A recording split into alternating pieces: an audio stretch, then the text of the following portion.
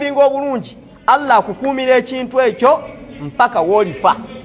naye bimenya ekitufu bikola ki era bye tugenda okulaba mu kumenya kwabyo gwomanyi kyofunamu okubeera nti okuumye sente emyaka 2 okumenyeko okwo koyitamu obeera mulogo obeera musiru ovumibwa buli kimu oba mubbi nga bantu bebakubbisa bennyini mukategedde naye gwe kkiriza buli woona asiriwalira ddala notuukira ddala wansi neweesiriwaliza ddala Allah gyagenda okukoma okusitula era nze bwe natunuulira obubonero bw'abantu abagagga abakuumye sente ebbanga lye bakuumidde sente nakikakasiza ddala nti omuntu eyeetwalira ddala buli kaseera nti mugezi tayinza kuwangaaza sente tosobola kuwangaaza sente buli kaseera bw'obeera ng'oli mugezi waliwo bw'olina otutuuka n'osiriwalamu bw'oti oba kitegedde si kusiriwala nti osiriwadde ne weesiriwaza osobole okuyitawo sanga omusajja ng'ayambala olugoye lumu naye ng'akulaga nti singa anaanyirira ennyo kiyinza omukola ki for example waliwo omugagga yandaga nga yeewola sente nanga naye sente sizeewola lwakuba nti ki naga wano kasitookola n'otandika okubalibwa mu bantu abafunyi revenue mugiwa ebitabo buli mwaka banoonya sente zino ani akubanja abazudde nga teri akubanja oba weeretedde emitawaana era abagagga bangi bagenda ne bajjayo zirooni ne batazikozesa nazikozesa ne batazikola ki n'atazikozesa naye batulabe bati nti mu banka waliwo leo nemukola ki asobola okuba n'emirembe simanyi ekyo oba kiramulwa kitya Allah yasinga okumanya insha Allah kijja kugendako mu banene basooke bakisomeko balabe naye abagagga muve ku muno obusente bwaffe bwe tuyina naye omuntu bw'otuuka ng'osobola okufuga miliyoni 5 okudda waggulu 3-5 oteekwa okuba n'ebbanja era bwe titabaawo bakugamba nti obeera obba emisolo obeera obba ki bakikakasa nti engeri emisolo gye baateeka mu ggwanga lino egiriko tosobola kugiwona nga tolina ki ekyo yakiŋŋamba muntu wange nnyo mumanyi okuba ne wakola ki era wambi nogamba nti gweoteekwa okuba ng'ebba emisolo oteekwa banga okola ki tukulaba ebintu byo bitambula bitabo bitulaga nti okola ki naye otambuza otya nga teweewola naye kyenjagalamu kiri kimu bwe babanga kwe bali bawuliriza bajja kukkiriza nti omuntu bw'abeera n'emikisa asobola okutambuza ekintu nga teyeewoze wadde emisolo giseetinze nga giri waggulu gitya ono manufacturer si asasula omusolo wawula final consumer yakola ki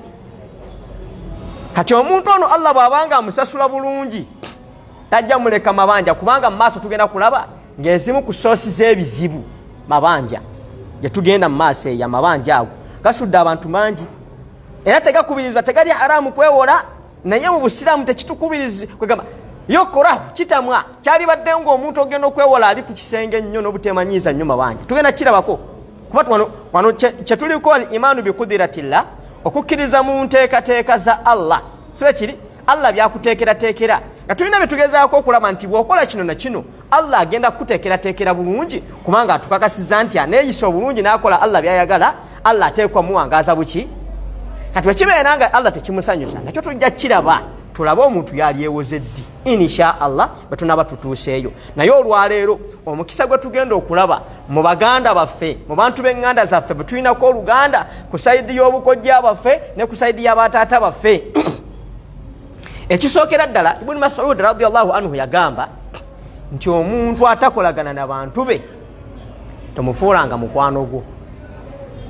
yagamba nti la tusahibu qati'u rrahmi fa inni wajadtuhu mal'unatan fil Qur'an 3 marrat ganti togezangako n'osembeza omuntu agamba nti nze sikolagana n'abantu bange ate abantu bannayuganda bemmanyi mu Uganda gye nkuliddemu myaka gye nnina myaka gya muntu mukulu asajja abakulu baba batudde nga bateesa nteesa naye myaka gye mpangalidde mu ggwanga abantu 85 ku buli 100 akugamba nti bw'oba oyagala okweyongera mu maaso gye by'oluganda muki sibe kiri era olina atuuka bwe yaba yerabira mu bizinesi akyo nno kino waliwo obutuufu bwakyo tujja bulaba mu maaso era kiyinza okubaako hadithi kya bizinesi sibe kiri naye omala okukola sente zojja mu bizinesi ate olina okujja n'oba waako. Kyova lwaki abamu aga nti ekifo kyokugamba nti muwenga 5 egya buli mwezi oba musasulirenga lenti oba muwerere omwana kamuwa kaki mukitegete mulaba kyekiriwo. Abantu 45 ku buli 100 ne batuuka okukyawa abantu banga nti ab'eŋŋanda be batuzizza emabega. Si bwe kiri bw'obanga wabeekutulako kubanga bazza abantu emabega, si bwe kiri n'osalawo obeere wekka nawe katukulinde bwe zinamala okuwera togenda kuzirya. Tojja kukola ki? Allah asobola ozikuwa Allah asobola okugaana ozifunira ddala ekitegedde n'okoma mu kkubo ng'obadde olingizaako mu bagagga bw'oti otandise oziringiza. Kuba wallaahi wano mu ggwanga lyaffe Uganda omuntu asuza obukadde 210 kituufu aba ayingidde mu luse lw'abagagga. Si bwe kiri aba ayingidde mu luse lw'abagagga. Kasita obeera mu cash hard cash 20 million tetufu ayinza okuba naso ng'olina boda 5 gwe ng'oyala okakasa ekyo baako ky'otunda nga kya milioni 10 olabe ne gw'osuubira nti mugagga oyinza simutuusaako bw'oti nga kimwetaagisa kgenda mu banka kufuna kalooni. Si bwe kiri kati omuntu okutuuka mu milioni 10 ku 2 otandika okufuna ku ssanyu ly'abagagga n'otandika okuba pulaani n'olaba ng'osuzeeko mu esiteeti z'abagagga ng'ovuzeeko emmotoka z'abaki bimala okutula mu bwongo Allah ayinza okulagira n'okomaawo. Kati okuzza wansi kijja kuyisa bubi nnyo. Oba Allah asobola okukuleka n'osigala ng'olinnya n'otuuka gy'otuuse Allah n'agamba nti sente oziwezezza naye olw'okuba wagamba nti totambula n'abantu bo tojja zikozesa. Amuru ekyo Allah asobola okireeta n'akugoba ku buliri obulungi n'akugoba ku mmere ennungi n'akugoba ku buli kimu ate nga tofudde n'obeeraawo mu bulamu la yamutu fiiha nga toli mufu toli muki kasente n'otuuka okuzeevuma n'ogamba nti omugagga namulabako n'alibadde mwogera Allah yamujjulula yali munakasera we baasooka okukola hadiweyi ez'amaanyi munakasera awo mmwe Kampala mwakamugjamu nefe abadde mu Kampala awali Shoprite awo we yali waalingawo kasasiro nene dustbin nga wabeerawo bamesikiini naye yali ayambuka bw'ati n'apaakinga awo ku dustbin yaawo ajja nakasero n'alaba abaana abo babeera mu kasasiro n'abayita n'abawa ssente ng'obulamu tabuulira naga nti mubutuufu singa kibadde kisoboka n'aliwanyisiza n'abaana bano ne mbawa ssente ze nina ne bampa obulamu nina ssente sina buki naye ati Allah yamala n'amujjulula ali mugagga nnyo mu nakasera awo. So kyenjagalamu kiri kimu nti abagagga abasinga wano abagagga 95 ku buli 100 bwe bulamu bwe balimu. Sente aziraba bw'ati naye byonna sente bye ziteekwa okukola talina na kimu kyakola ki talina kyanina kyakola ki kyasobola. So kakati ono atugamba nti togezaako omuntu ng'akugamba nti nze seesembereza muntu wa Luganda n'akubalira ebizibu ebirimu byonna byagenda okukubalira Allah agenda okuteekamu empeera gy'ateekamu wano ng'akimanyi nti babirina naye akugambye nti omuntu oyo mubi nnyo. Lwaki mubi nnyo? Maaso era gye tulaga nga tulaba ku nsibuko y'ebizibu abantu ebizibu bafuna gy'emikwano.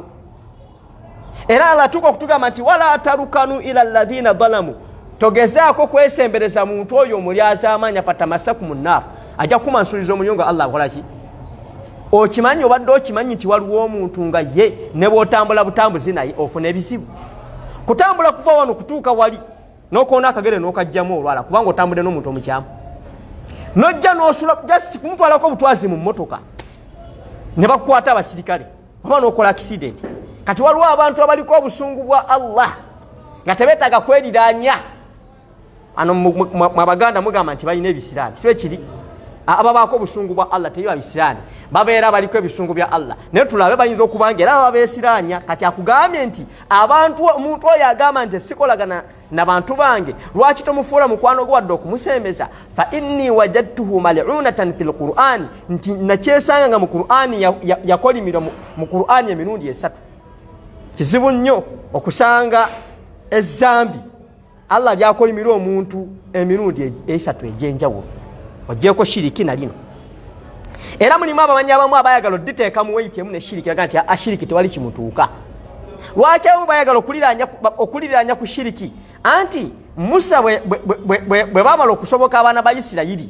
nga bamaze okusomoka amazzi sibe kiri Musa abalekawo agenda alabe kiki ekiddako ennaku ze yamalayo n'agamba Haruna wane Haruna yali nnabbi ti abantu abo bakume tebakola ki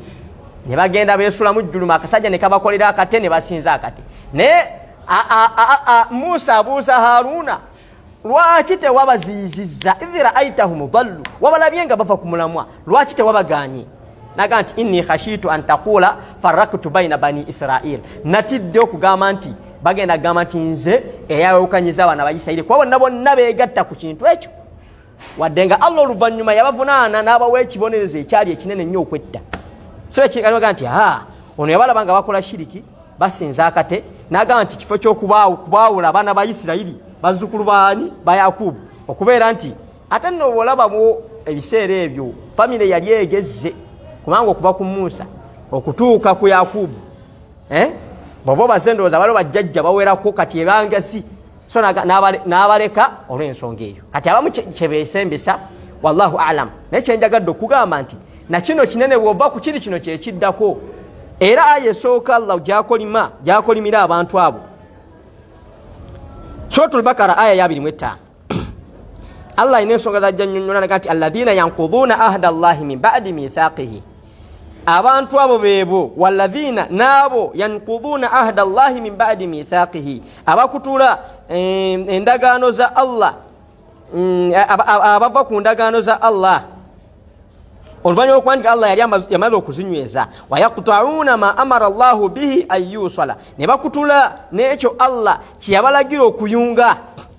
Allah ine ebintu bingi nnyo byatulagira okuyunga ne mu bintu byatulagira okuyunga lwe luganda wayaqta'una ma amara Allahu ne babeera nga bakutula ekyo Allah kyeyabagamba ayyusala okubeera nga bayunga wayufsiduna fil ardh era bamanya basingawo bakyesibako nnyo nti buli ekyajjira kiti ekyokukutula mu famire ate bakyawula ku mazambi wayufsiduna fil ardhi ne basaasanya obwononefu mu nsi okusaasanya obwononefu mu nsi kugatta amazambi gonna ne lwaki ono buli ekyajjanga era mugenda kola mu aya endala nga bakyawula lwaki Allah yakyawula mutegedde bakutula Allah kyagamba okola ki okuyunga ate ne boonoona ayenza ayonoonye atidde riba ayonoonye gonna amazambi yufsiduna fil ardhi bamansa entungo mu nsi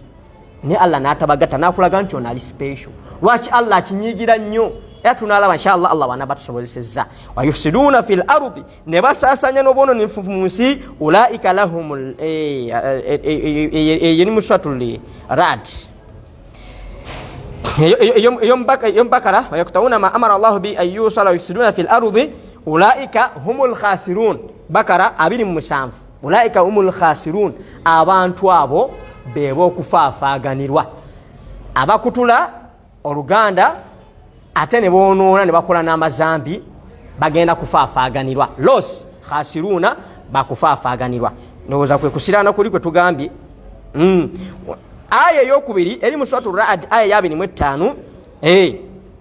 Allah gyatugamba nti walladhina yanqudhuna ahda Allahi min ba'di mithaqihi era beebo abamenyawo endagaano za Allah oluvannyuma okuba nti Allah yamala okuzinywezaawo wayaqta'una ma amara Allahu bihi ayyusala ne babeera nga bakutulawo ekyo Allah kyeyabagamba okubeera nga bayunga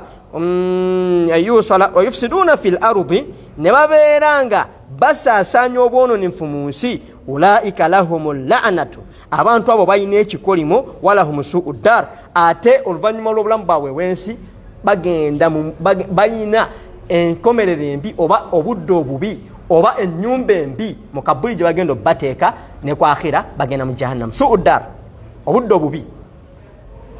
ulaika lahumul la'na abantu abo baliko ekikolimo la'na kyeki yani twaridu min rahmatillah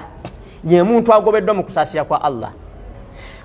ekikolimo kya Allah okukolimira ye levo ya Allah ey'obusungu esembayo walo Allah banyigira walo Allah batamwa walo Allah bakola ki kati Allah gyateekateeka aya mu mazambi ne buli wabaleese zambi n'agamba nti lahumul la'na obanga omubaka tugamba nti abantu abo Allah yabakolimira nkwegayiridde shaitani ke kukeme kuwangula ebintu byonna nete kukema nga kusula mu zambi liriko kigambo la'na tekusuula mu kigambo kiriko laana kubanga waliwo level extent gy'otuuka mu aya neddako eri mu suratu Muhammad nga Allah akugamba nti ekikolimo kirina we kituuka ne kikuziba amaaso n'amatu ng'oli ne wajja n'akugamba nti kala Allahu Taala tobiwulira bino nalimbira biiku nga ndaba omuntu azikirira gwawo ne ngenda okumugamba yaŋŋamba saagala naye azikiridde kutuuka ku zero era akyakka aganya okukola ki so eswatuladi Allah gamba nti abantu abo balina ekikolimo omuntu alina ekikolimo talina kusaasira kwa Allah kwonna kwayinza kufuna ekituufu oyinza okuba omulaba ng'agenda ng'akola ebintu ebitambula naye nga yagoba abantu bewaka sibe kiri okwo si kusaasira kikolimo era ng'oyagala okakasa nti kikolimo abeeko kyakuwa nti kino beera ng'okikozesa ojagala okuba nga senze teziri mukisa naye Allah alina waamulinza okutuuka amukangavvule innama yuridu llahu an yuadhibahum biha fi lhayati dduniya abantu abo Allah ayagala ababonereze n'ebyo gwe byolabanga ebyobugagga bye balina sente ze balina gwe gyolowooza nti gyemikisa Allah agenda mukubisa ebyo byennyini kubanga omwana yaŋŋamba mwana wa sisita wange yali akolyawo gaba kumpi ne Keke Beach naye yaŋŋamba ebbanga lyamalawo yalaba abagagga ba mirundi 3 nga bajja ne bapaakinga emmotoka ez'ebbeeyi ne beesula mu mazzi ne bafa wekisinga bbiri emabega nga era waliwo yeesudde mu kayanja naye mugaga nti mu kayanja kakabaka ako kizibu nnyo okumalako omwezi nga bagagga tebeesuddeemu bagagga si banaku nti bwavu bwe bubatta naye oli ajja buzzi neekasukamu bizibu bibeera bifaanagana biti ebyo bikweta ne weesula mu mazzi so kati ekikolimo kya Allah ekikolimo okuba nti omuntu akolimiddwa Allah okutuuka ku level ekolimira tolina kusaasira kwa Allah konna wadde akalungi koyinza kufuna abantu ebalabanga ebirungi bajja ku witnessingako nti tebyali birungi gyoli aya gitugenda okusembyayo baziine suratu Muhammad suratul Qital aya ya 22 suratu Muhammad eno aya ya ntalo ekiyitibwa essula ya ntalo ekiyitibwa essula y'entalo mulimu aya zino zakka mu kaseera ka lutalo kwali kulwana mulimu ne aya enkambwe era mu nsi ezimu ezirimu olunanfuusi tebakyazisoma essula nga zino mulimu aya ng'egamba nti idha laqitum alladhina kafaru fadharubu riqabi woosangira omukafiri mujjeko ki aya eyo yakka bali mu lutalo kulaga nti kubazzaamu abaki abalwanyi muki naye aya enekka mu kaseera ako Allah ababuuza abalwanyi nga bwe kugamba nti aya zajja nnyingi ezibazzaamu amaanyi bokitegedde era abasajja batali basiraamu basinga ogamba nti Qur'ani eteneka obutujju batera nnyo okwesamisa aya ziri mu ssuula eno naye aya eno mukukka babuuza abalwanyi Allah abuuza hal asaitum mmwe ekituufu mulwana muwangule mutuke ku ntikko hal asaitum intawallaitum an tufsidu fil ard mulwana mutuke ku buwanguzi bamuna mutuuse ku buwanguzi ku ntikko nga mumaze okukwata amaanyi an tufsidu fil ard mutandika okusaasaanya obwononefu mu nsi ekyo nno munnange kibeera nnyo mu bantu abakozesezza amaanyi okufuna obuyinza tibwatuuka eyo akozesa kimu twalwana tufsiduna fil ard nga ye tayagala kumanya mukitegedde kati Allah yali agezaako okubawoninga nti kituufu bwe munaabanga ayerega nti hatta idha athkhantumuhu mpaka munabatula ku nfeete baga nti omuntu okutula ku nfeete omuntu watuuka okutula eno gye bayita enfeete naye omuntu okutuula wano aba akoze eki aba akuwangudde nti kati mba muwangudde abantu abo powers nga mwe muziina ti ye temugezaako kusaasaanya bwononefu mu nsi era bwe kibeera nti kyemumaliridde okukola okubeera nti musaasaanya obwononefu mu nsi siruna fil ardi watuqatti'u arhamakum era mwekutule ku bantu bammwe abaffe buli muntu alina olutalo lwatambuza maleme kulola ku ntalo za politikisi buno obwavu buli muntu abulwanyisa misana ki sibe kiri lutalo lwa bwavu ani atakimanyi nti buli muntu alina olutalo lw'okulwanyisa obwavu kati tusooke tuve kuziri entalo eza politikisi oba eza jihad tusooke tulabe olutalo lw'obwavu lw'oliko bakubuuza nti oddala ddala obwavu bwona abamaze obbutula ku nfeete sibe kiri ng'obuwangudde otandika okusaasaanya obwononefu sente weeziri teri mukyala kuyita mu maaso teri haramu gotatekamu sente gwe buli kimu buli abaagala ekyobwononefu balumba gwe ekyo to hesitatinga bwe baleete ekyobwononefu biru y'obwononefu bwe baleete ekyasabilillah otandika okukola ki kati Allah kyakubuuza nti entalo musuubidde nti bwe munaawangula mugenda kusaasanya bwononefu mu nsi mwekutule ne ku bantu bammwe saagala abantu abo tebanyamba ebiseera ebisinga buli muntu ali wano alina ekimukozesa naye nga n'ebimu ku bintu ebitukozesa bantu baffe basobola okusirisa mu meeting oli musajja mukulu ne boogeza omwana omuto myaka 25 yalina sente nga gwe okyankalanya bukyankalanya nti Yasini naawe okyankalanya kimu okyankalanya leka abantu boogere bagamba omwana wa myaka 25 musajja wa myaka 4 gwe bakola ki olikola buli meeting nebyotesa tebikola ki oganda kankole sente zange sibe kiri naye ziba zitandise okuweroga nti ndaba alinnye wange waliwo mu abakiina n'abatuwuliriza tusaba Allah tutaase ashafu soko yazine twangu tumalirize nabadde mmanyi darusu eno tunagisomamu omulundi gumu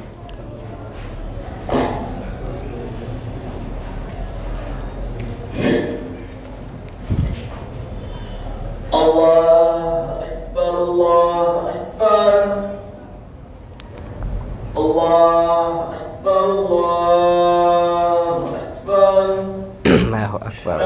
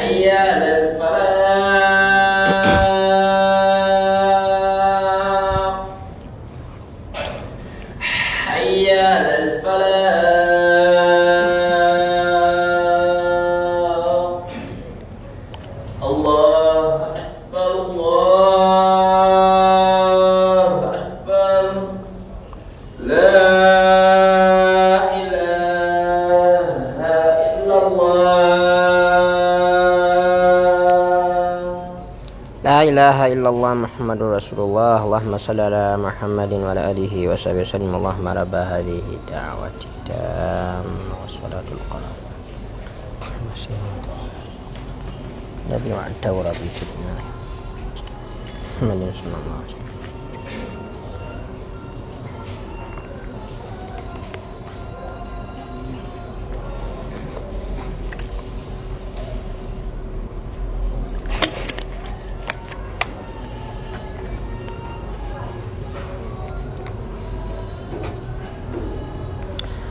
Allah abuuzizza nti musuubira nti munaamuwangudde ne mutuuka mu buyinza mugenda kutandika kusaasaanya bwononefu mutandike n'okwekutula ku bantu bammwe kubanga mulaba muwangudde. Aya eddako eya 23 aya eddako eya 23 Allah n'aga nti ulaika alladhina la'anahumullah, abantu abo abamala okubaako levo gye batuuseeko ne batandika kusaasaanya bwononefu ku levo Allah gy'abatuusizzaako ne beekutula ku bantu baabwe, abantu abo be bantu Allah be yakolimira. Fa asammahum wa ama absarahum, Allah ajja kubaziba amatu n'amaaso, amaana nga tebalaba kituufu. Era tayimu etuuka nga ne bw'oyogera n'ebifaanana bitya talaba butuufu bwakyo. Nze gwe natuukirira, lwaki namutuukirira? Namulaba nga embeera etandise okukola ki? Ati nga manyi ku mbeera ze, mumanyiiko ensonga ze, ne ntuukayo ne mugamba ebintu birabika tebitambula bulungi. Nagamba wakitegedde otya? Nti era nkulaba. Naye waliwo ensonga eno nangamba nti ntuufu, ensonga eno ntuufu. nenga ne wali ogezezaako okulivayizinga olowooza baganda bo n'abantu bo bakwogerako ki? Yaŋŋamba gy'olaga ndabayo. Gy'olaga nkola ki? Komaawo. Bw'oba obadde olina ebirala by'okyaŋŋamba, komaawo by'oŋŋambyeko bimala, kola ki? Oyo aba akyawulira. Ate nga yakkiriza ekituufu nti ali mu buzibu. Mpaka nakati baba Karuuna acyakka ate ayongera tuguyana ala tuguyani. So kati omuntu oyo gamba nti aliko ekikolimo Allah yayogedde wano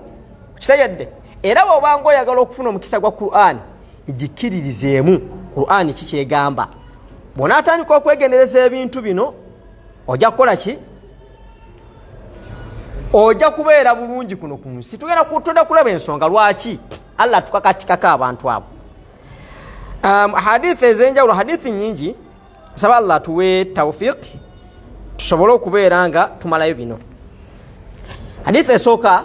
ejibwa ku Abi Hurairata radiyallahu anhu qala, Abi Hurairata ategeeza nti inna Allah khalaqa al-khalqa hatta idha faraga minhum فقال الرحمي هذا مقام عائذ بك من القطيعة.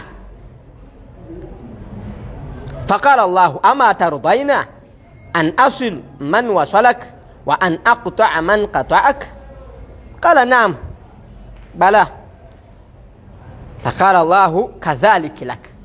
Abi Hurairah tegeeza Nabbi sallallahu alaihi wasallam ngamba nti Allah tabaraka wa taala ngamba z'okutonda ebitonde byonna abitaddaawo. Yabuuza olulyo obw'omusaayi gw'abantu kwegamba eŋŋanda zaffe nti ye olulyo lwagamba yasansaba nti ayi Allah nkusaba ya Rabbi ombeererewo neme kubeera nga si kutulwa kwegamba buli muntu anoonya omusaayi gwe buli mbuzi ku nkondo yaayo. Okitegedde? Allah n'alubuuza nti alhamdulillah tewali buzibu nti tosiima kikuyisa kitya singa yenna aba akuyunze nange muyunga era buli akutuddeko ne mukutula kirabika kitya nti naamwe kinkolera naga nti kadhalika laka ekyo nkikuwadde. Nti gw'omuntu okubeera nga mu famire yo sibe kiri mulimu abantu abakyamu babeere babo si bange era tobansindikira sibe kiri gwona amanya bona tatenkanya abantu abo wadde bamenya babo bayunge shayede kasitona akikutulawo nawe programu zote zijja kugguka. Gamba nti okuyunga yenna abayunza omusaayi gwe yenna abayunza abantu be ne programu zo ina programu nyingi kuno ku nsi nenga programu esinga kuno ku nsi gye tuliko nayo kuyingira jana siba kiri yokka gy'osooka okutuuka ne togenda kuyingira jana kubanga man kana yuminu billahi wal yawmil akhir falyasilu rahimahu. Yenna awulira nti akkiriza Allah n'olunaku lw'enkomerero genda oyunga abantu bo. Hadithi endala ejwa kwa mama Aisha radhiyallahu anha atugamba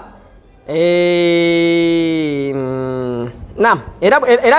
nayo eyagala kwatagana n'eri mama Aisha tutagamba nti Allah nga amaze otonda abantu n'agamba oluganda nti oluganda ne lusaba nti buli lunaku omusaayi oluganda lusaba nti Allahumma awsil man wasalani waqta man qata'ani. Eyo hadithi zaisanzwe Muslim nti yenna nyunze ayi Allah muyunge ne programu ze era mukutulewo ne programu ze kasitankutula. Hadithi endala ejiwa ku Anas bin Malik radiyallahu anhu qala min silsilati dhahabiyya tugamba nti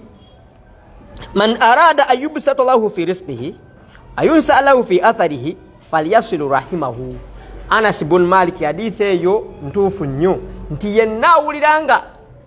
kimusanyusa ebyenfunayo okugaziwamu bizinesi z'okugaziwa ankozesa ekya bizinesi yunsa alahu fi rizqi ayubsata lahu fi rizqihi rizqi twakigatta mu byenfuna kubanga omuntu ensawo bweba nnungi osobola okufuna health services ennungi osobola okulya obulungi webaka bulungi wewunye n'abakazi tebamanyiyo mugagga mubi. Mwana yagenda n'angamba ekigambo naga nti omuntu nga mwava alina n'olusu lwawunya mpulyanga ki bana ebintu ebitukozesa ssente bingi seriously nze serious nakula nkimanyi nti ndi mumpi naye okuva natandika okufuna ssente maze emyaka 40 nga teri annangira kya bumpi paka wenezo nenga nti abantu bano balayika balimba bandaba nga ni mumpi naye ssente tezikola ki kakati eno ntu abeera wano ssaawa zino nga bakugamba agaaso agamwa nga nawe okimanya ogalaba mundabiramu nga kaki naye kasita ofuna ssente teri addamu kwogera kugamu ako kanootuuka n'obuzaabuzibwa nti labika nafuna ssente mimwa gyakola ki nebakuwa no tetuseka tebakuwaana gwe ngolooza nti oli muki babbi ekyo njagala kikutegeeza so kati ekiŋambisiza ekigambo kino riziki nenkiteekawo nti bizinesi kiba kiri eyo middle erungi y'omubi ewanvu y'omumpi egeza omuki naga nti omunene akoze eki omunene akoze eki naye ngaomunene yaani Haruna tawalla tuwe kuliziki ya rabbi wani seba ogejja omunene atuuse abantu ne bafuna ebifo omunene yakoze ki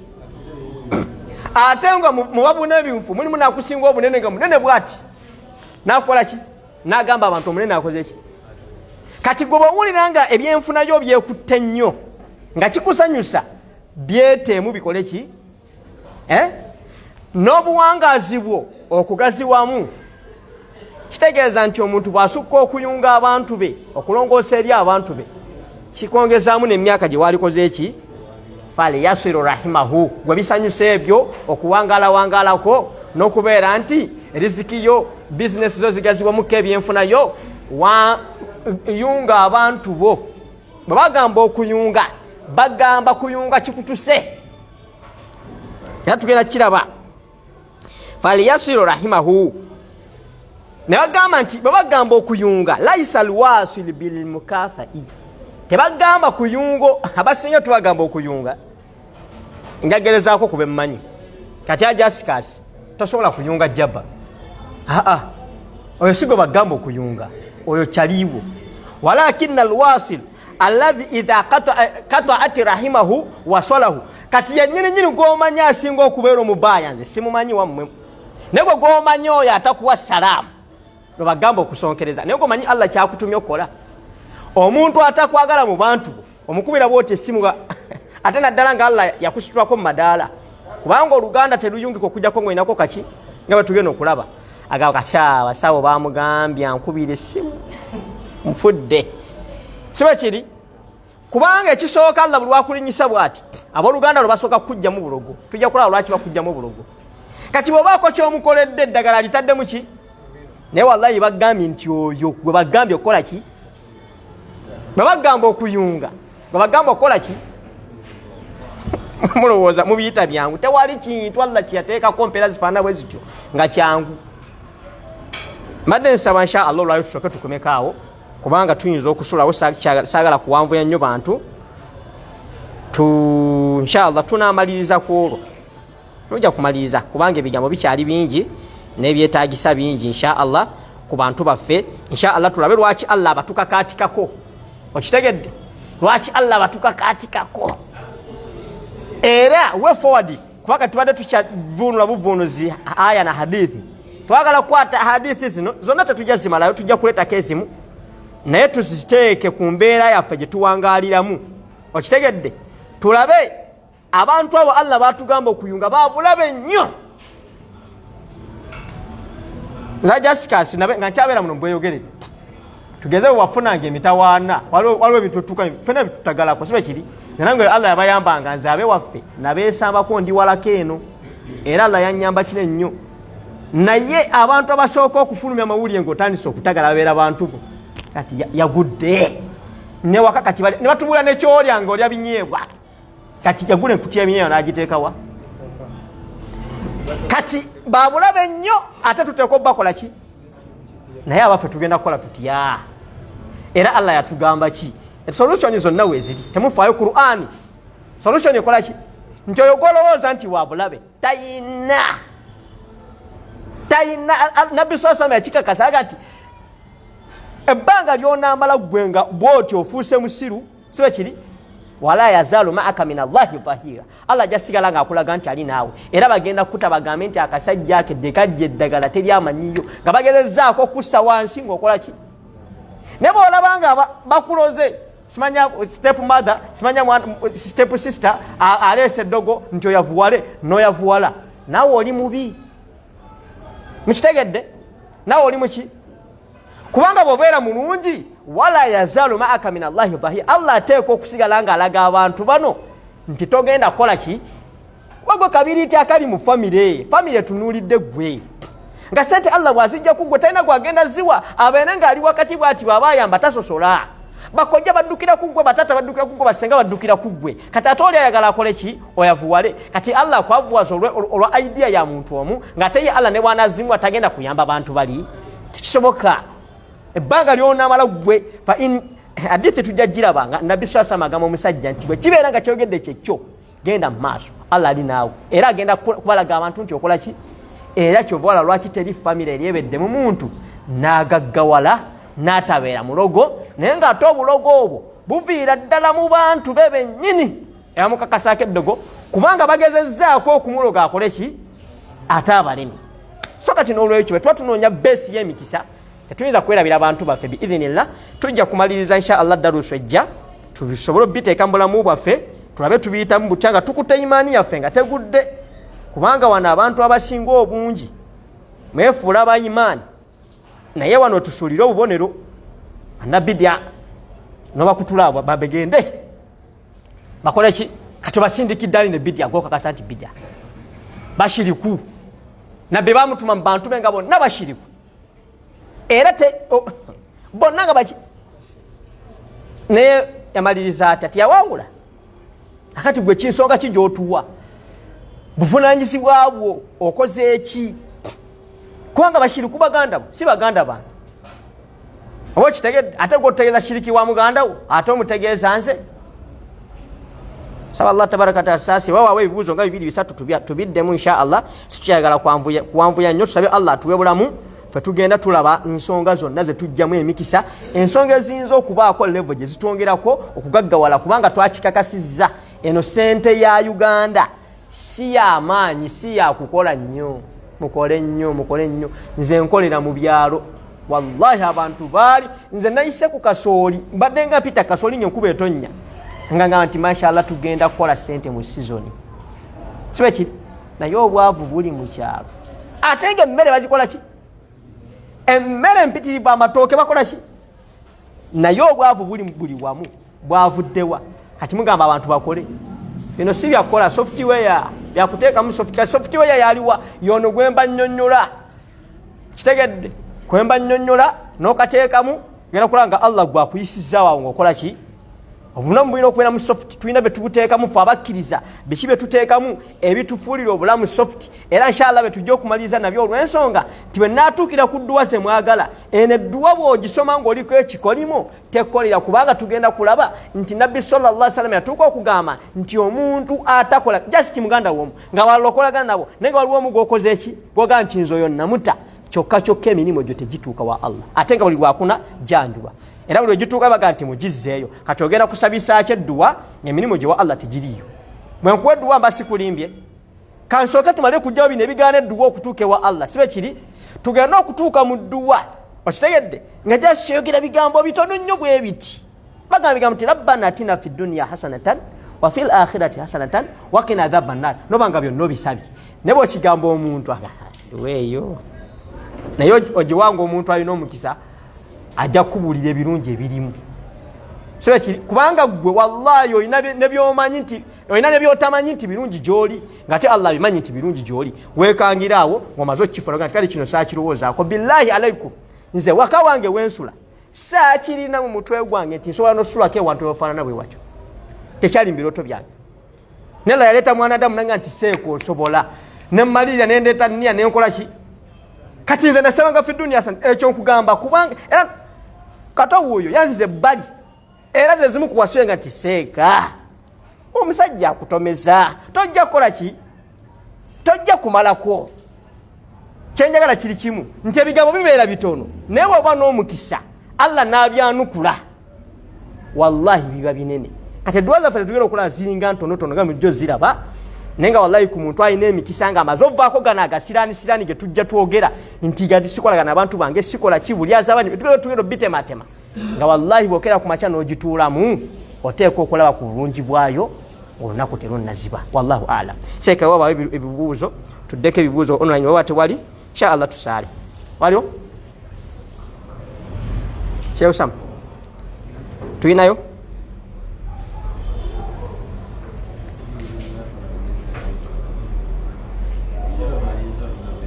nam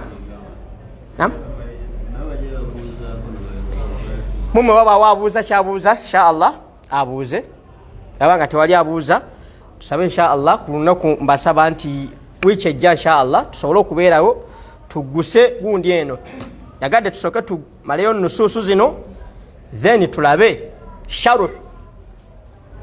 aya mbadde nsoma ngolabanga azisharaha ne walo sharuh esingako kweyo okusinzira ku adati zaffe embeera zaffe mu ggwanga lyaffe nga bwendaba n'ebizibu bye tulina nga ffe tuli wano tulabe tubisalidde ekikuba wano wasinga kaluma nywera obasiramu ba Uganda n'abantu ba Uganda. Abantu ba Uganda tuyinza obutabafaako nnyo neffe tutunulya abasiraamu abakkiriza mu Qur'an. Songa bwe nabagambye mu ntandikwa nti Qur'an ye soosi y'emikisa naye ng'emikisa egyo givaamu kugikkiriza ne tuteeka mu nkola. Ayaati muziwulidde ezisoose, ahadithi zino ze muwulira zongera kunnyonnyola na kukaatiriza bigambo biri Allah byakoze eki n'endala ze munaawulira ezikwata ku ekyo nti kati ekisooka kiri kimu olina okwesonyiwa. Allah kye yagamba Abubakar hadithi falyafu walyasfahu ala yuridu Allahu an yaghfira lahum. Bantu bagambe babeere nga basonyiwa beesonyiwe. Eyo aya yaka Abubakar yafuna ekizibu baga nti kizibwewe bawayiza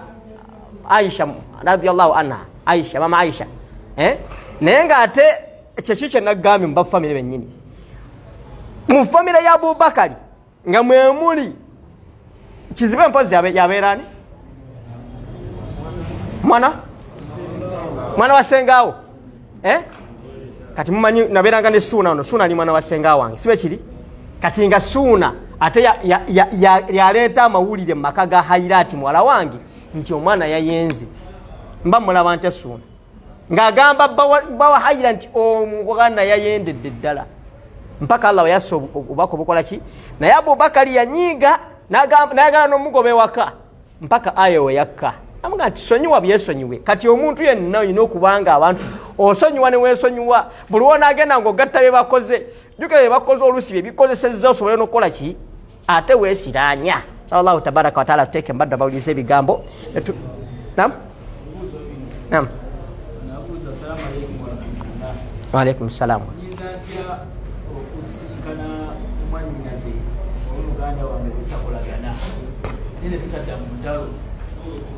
Kakati ekisooka era kye nabagambye ibaada zonna ze mulaba nga ziriko empeera mpitirivu ziba nzibu sibe kiri ekyo Allah kyasoose Nabbi sallallahu kyasoose okulaga nti bw'okikola Allah agaziya bizinensi zo ebyenfunayo n'obuwangaazi bwo. Kakati omuntu asinga obulabe gy'oli ogenda kumuggyako otyo omukwano. Naye ekisiigira ddala ki Allah baba akusaasidde ng'omusingako ssente kiba kyangu nnyo kubanga omuntu gw'osingako buli wobaako kw'omukoledde sibe kiri agenda kakkana. Kituufu bw'okwata mu mpeke n'omuwa batero tuyita abalogo naye soko osindike abalogo bonna abasinga be naakalaba mobile money dogo terikolayo sibe kiri era mobile money yayita dogo lita mobile money wani nza abalogo mbeera nabo sigambye nti ndi mulogo naye mbeera nabo uliriza okwata ssente bwati era mutunulire abagagga kino nkibagamba ajasikasi omugagga abagagga bano abafu abaawano si bano abasomi abali mu darusu naye abeebweru tagaba ssente era atera okubeera n'omuntu gwabeera naye nga yagaba ssente nti twagala emitwalo 10 muwe emitwalo emeka nga tezivudde mu nsawo yaani kubanga waliwo abantu gwe batuma nga yagala ssente zivudde mu ki waliwo eyansaba 10 musajja mukulu nga buli musanga asaba 10 bwe kiti 10 bwe ki olaba ekigenza ekifaanana bwe kityo naye kyenjagalamu kiri kimu nti kati oyo osobola okusooka nga tonamusinkana aba ali awo kasimu ke ku mobile money oba ogimanyi banga omutereddeko 10 kuba golina kyomwagaza omutereddeko emeka kati agenda otuuka bw'atyo okumutumira omuntu ayinza okumukkiriza nti muganda wo yabadde ayagala kwogeramu naawe nga lafule bw'agattagattamu bw'ati toyinza zisindika n'azissa era bw'aba azizizza wateekwa okubaawo ayinza okumukola ki kati mutuule mu pistoks bwe muba mutudde wonna mba mutudde okuba nti musootinga awuta obutakkaanya bwammwe naddala ng'omusinga mulagire ddala nti yakusinga nnyo era gwe oli musiru gyali gemagezi gembadde no bawa gwebeera musiru gyali era weetonde n'okwetonda lwaki gwe mu buteetondera omuntu oyo gw'osinga kisooka obusungu bw'alina bwe buyitirivu ebiseera ebisinga batera kuba bakulu kuffe n'atunulira omwana akuze gyo wano akulidde wano ansinga atya ssente abeera atyawo ekyo ne kimubeeramu so ekiri kati gwe sooka omuwa ekitiibwa ekyo ekyokuba nti mukulu wo ate omusinga ssente kuba kiruma nnyo omuntu gw'osinga emyaka okumusinga ki buli kimu weetonde bwetonzi wadde ye muki onaaba tomaze kuba gwe yagala kusigala luddawa yagala sigala luddawa so kati omuntu oyo okumusinkana sooka obeeko kwomusindikiranga ku mobile money tebatera katya ekitegedde mpola bwayitawo omwezi nga gumu omanye abantu basinga okukkiririzaamu omuyitemu abasinkanye nga 2 oba 3 mutuule mu nsonga naye zonna zanaakulaga gwekkiriza ensobiyo sibe kiri omusembeze wallahu alam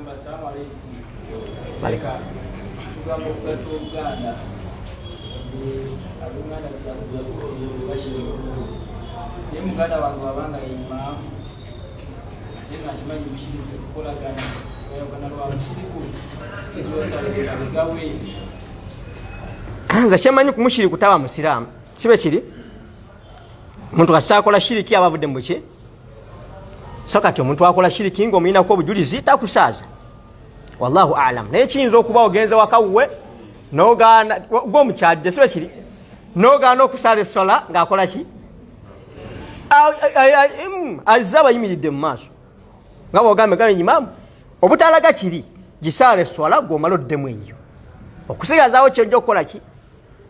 mukitegedde ekyo naye atajjukira buvunaanyizibwa okulaba nti ava mu shiriki tujja kiraba mu maaso eri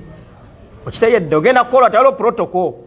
kati nze essaawa zino kiyinza okumbeerera ekizibu okutuukirira taata wange nga badde taata muto okumutegeeza ya shiriki waliwo emitendera gye tuyitamu mujjukire ekinyonyi ekyagenda esabai hudihudi nesanga omukyala nesanga abantu abasinze omukyala ekinyonyi tekyali kuleva etegeeza abantu bali nti mukola shiriki wabula kyakoma weeno wa Sulaiman nekimutegeeza Sulaiman n'ayita oli omukyala okumutegeeza nti toli katonda levo nti abakulembeze nti Gaddafi singa badde akyalimu omwamulamu kyangu nnyo okutegeeza Museveni ensonga y'obusiraamu ate nga gwe juli kyotegera kukola ki kati olina kyotayinza kutegeeza mugagga buli womutululya bwoti era kyova lwaki abagagga basinga batulemye okolako daawa nti buli womutuukirya bwoti akulaba ng'oli weewe naye singa abantu abasumuseemu ku level n'amutuukirya bwati for example tugeze nga Seeka Masimbi ayina abantu basobola okutuukira mu daawa naga nti omusajja ono olaba ebbanga bwe liti abadde bwati bw'abanga ngambe nti osobola okubeerawo nga tomaze balongo kirabika kituufu osobola okukola ki oba era soka nakuwaza naye Seeka kyogera kituufu nti gwe bikole naye nga gwasika sitoyinza bimutegeeza kubanga buli kaseera akulaba obonaabona alaba oyagala mumuweza mu mbeera gy'okola ki kakati ekyo nakyo kigendererwa nti omuntu oyo ali mu shiriki naye ate okitegedde nti mushiriku kati ogenda kukola otya okumujja ku shiriki osala amagezi osobola omufunira abasomesa osobola omufuna abantu abali mu levo ye bamukoleko ddaawa buvunaanyizibwabwe wallahu alam Allah yasinga okumanya kuyo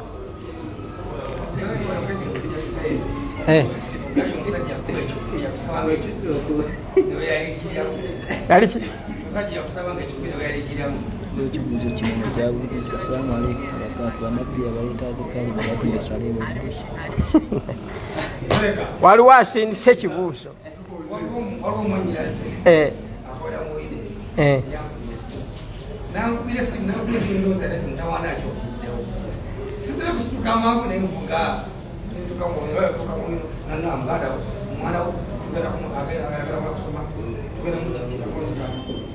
soko mbele mitana nasente na soko mbele ni wala se anda mwasende kakati inshallah kakati gwe nkusaba inshallah ansayo tubeere ffenna oliriza gwe nkusaba ansayo tubeere ffenna mu ddalasa inshallah toddamu kumisinga paka wetunamaliriza ojja gifuna kubanga maaso gye tulaga tugenda kulaba oliriza maaso gye tulaga tugenda kulaba ku kye bayita eddogo kubanga edduwa ze tugenda okulaba nga tetunaba kulaba dduwa tujja sooka kulaba ddogo nti edduwa zino zirwanyisa ddogo lwaki edduwa zo zaalemwa okkuba eddogo liri baasi kakati ekyo kyetujja okulaba era anti uliriza muwulirize bino byetunnyonnyola bino byenzija nsomesa muwulirize byenzija nsomesa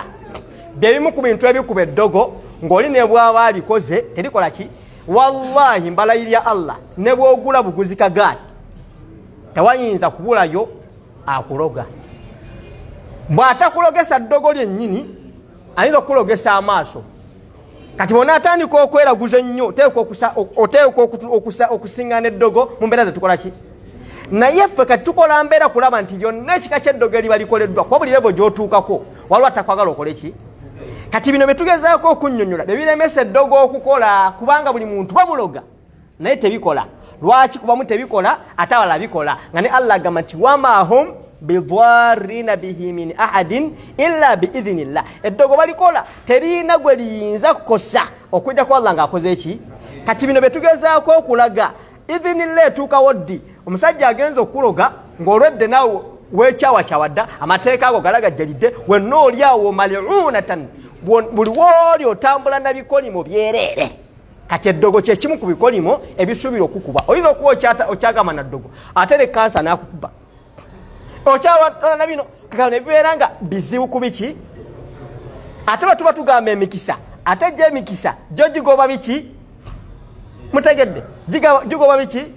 so kati nkusabye insha Allah tutambule ffenna mu darusu eno insha Allah saba Allahu tabaraka wa taala ebibuuzo ebisigaddeyo insha Allah ebini naam kyandetedde abadde mubuuza ti bannabbidia bakola batya Seka imamu okutusabira edduwa nga tumaze okusaala asomera zikayo ddamu amiina bid'a si bid'a muwulidde ekibuuzo seeka okutusabira edduwa nga tumaze okusaala bid'a oba si bid'a akati kamba nnyonnyoleko ekyo wadde kinene ekisookera ddala omuntu era waliwo ne hadithi nyingi ezitulaga nti ekiseera ekyo kyanukulibwamu nnyo kati waliwo abatuwanikidde emikono n'atusabira okitegedde gwe bwe kibeera nti kululwa okitwala nti kikyamu toddamu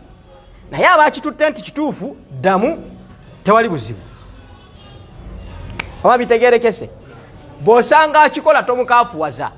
bwino gwesemesa yoyo kasi tabeera nti adhikaali azikoze ki naye ate ekibi kyekyobutera ate adhikaali n'otunulira edduwa tosomya adhikaali baada swala ekisinga obukulu ki baada swala ekisinga obukulu adhikaali naye oba tosabye edduwa adhikaali eziddako zijjudde edduwa Allahumma la mani alima ataita zonna dduwa njereere dduwa kyembagamba mutegedde kyenzizeemu bid'a si bid'a wallahu a'lam wa alaykum salam wa rahmatullah naam omukulu w'ebitabo swala ekkirizibwa tekkirizibwa omukulu w'ebitabo ye mulogo omuwarabu ndowooza nze bwentu benzivunula kibe kiri omukulu w'ebitabo ye mulogo omuwarabu anti kati eddogoli wulira seeka eddogoli aba alikola mu luwarabu lwaki nkugamba kino nze waliwo bayithawe nakola bahathi nakola okunoonyereza kuyitirivu nnyo ku musomo gwammwe guno Allah nannyambako natuuka wangi naye nina seeka omu namuggyako omukwano mu kaseera ako era nga muggyako ebikwata ku irimu eyo nentuuka amulaga nti okuba ekitabo kyeki natuuka naŋŋamba nti abasiru kino kye bayita okuba ekitabo naye kyenjagalamu ebbanga namala nga nkyamujjako knowledge eyo ddayo okuba ekitabo n'okusoma edduwa njawulo kyeriwo alina edduwa gye yaŋŋamba babba baziyita dduwa naŋŋa nti edduwa eyo ekola nnyo naddala ng'oyambadde engoye myufu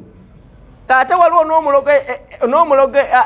yakyogerako nti waliwo eddogere bakolera mu ngoye ki mwali mukiwuliddeko era nina ebintu bingi nnyo byejjangira nga wabayo okusala embuzi neyokyebwa nga teriiriddwa neyokyebwa yonna neyokola ki nabano bakikola ki mukitegeera so kati eyo gye tugenze biri mu maaso eri insha allah tujja kubikola ki anti waliwo shiriki waliwo neddogo naye nga ate eddogo ligatta byomi nti ddogo terikola nga tekuli shiriki osooka kola shiriki nerikola ki tiri mu maaso irimu eri mu maaso insha allah tujja gitegeera naam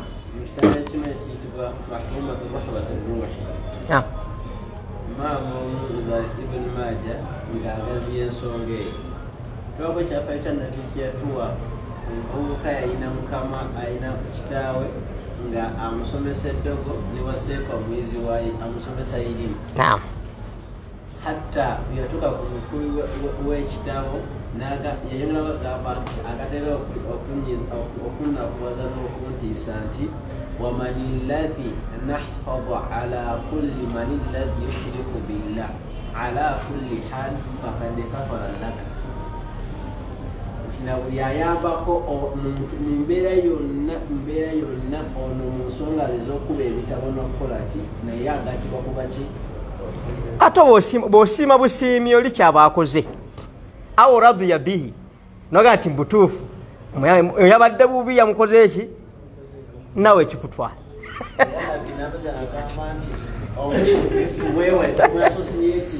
inshallah basiramu kati eyo olya tututteko mu maaso inshallah tugenda biraba mu maaso neddogo teri kintu kinafunga ddogo ku dduwa ze tugenda okufuna ate mwijja kikakasa ate nga buli mulogo ajja kuba akutya kubanga mulize basiramu bonna bempadde ku dduwa zino abalogo bonna babakuuseeko ate nga bakakasa nti bebasinga obulogo kati edduwa zino anaazikozesa inshallah tunaa tuzituuseemu ojja kuba amaanyi g'olina tomanyi mulogo tomanyi muki mukitegedde ekyo wallahu a'lam sallallahu tabaraka wa taala tuteeke mbadde abawuliriza ebigambo netugoberera ebisingako bulungi allahumma laka alhamdu kulluhu wa laka shukuru kulluhu wa ilaika yurja'u al-amru kulluhu wa ilaika al-masir hasbuna allahu wa ni'mal wakil nufawwidhu umurana ilaika innaka basirun bil ibad la ilaha illa anta subhanaka inna kunna minadh dhalimin fa inna zalamna anfusana dhulman wa la yaghfiru dhunuba illa anta ربنا اغفر لنا مغفرة وارحمنا إنك أنت أرحم الراحمين ربنا أرنا الحق حقا وارزقنا اتباعه وأرنا الباطل باطلا وارزقنا اجتنابه اللهم لا علم لنا إلا ما علمتنا ربنا علمنا ما ينفعنا وانفعنا بما علمتنا ربنا آتنا في الدنيا حسنة وفي الآخرة حسنة وقنا عذاب النار اللهم اغفر لنا ولوالدينا وارحمهم كما ربونا صغارا اللهم لا سهل إلا ما جعلته سهل أنت تجعل الحزن إذا شئت سهل ربنا سهل لنا